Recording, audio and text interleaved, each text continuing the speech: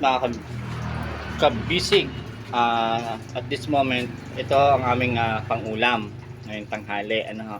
Century tuna with yan, flakes in oil, spicy.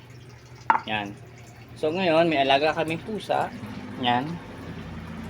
Alam nyo mga kabisig ang nangyari. Kasi ayoko siyang bigyan ng malang. Pero, nung itry namin, minatira pa dito sa lagayan. Minatira pa. As in, wala na. Kasi natira nitong bata na to. Yan, batang yan. Hindi na daw niya naubos at mahalang daw. Pero, magtataka kayo, eto, si Muning, ang aming si Princess, ang pangalan. Bakit kinaya niya? Kain-kain niya yung century tuna. Mahalang po yan. Ako nga suko sa mahalang eh. Ito pa kaya? Ang lupit mo, Mineng. Ang lupit mo. You amaze. Ang lupit ni Mineng. Talaga naman.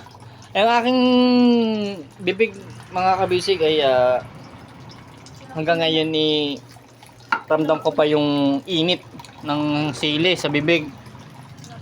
Masarap naman siya yung century tuna. Century tuna, baka naman.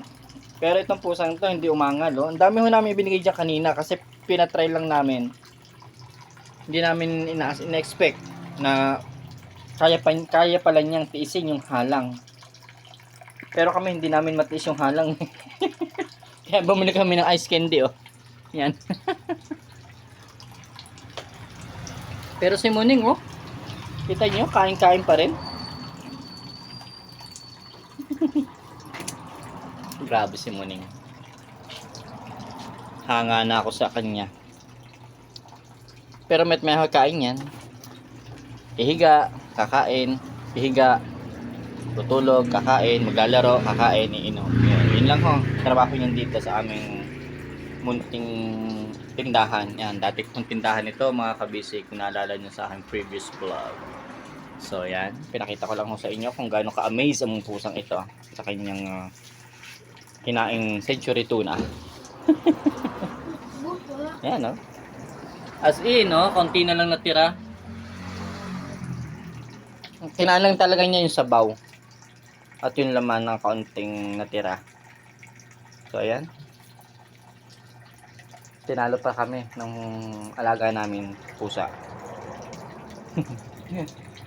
Nakakatuwa naman. Alright.